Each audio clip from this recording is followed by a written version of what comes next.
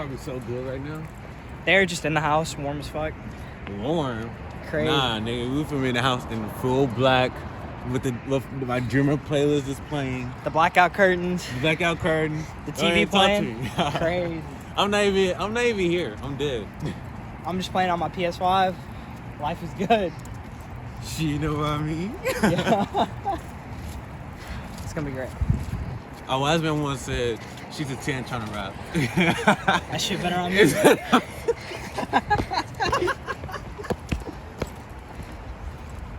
It didn't make it sound like that's so lame. Like, bro, that's rap. Nobody's safe. Y'all rap motherfuckers lame.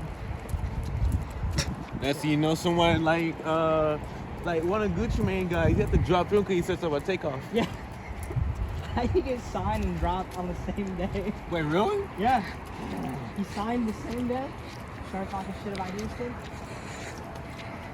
Fucking got dropped.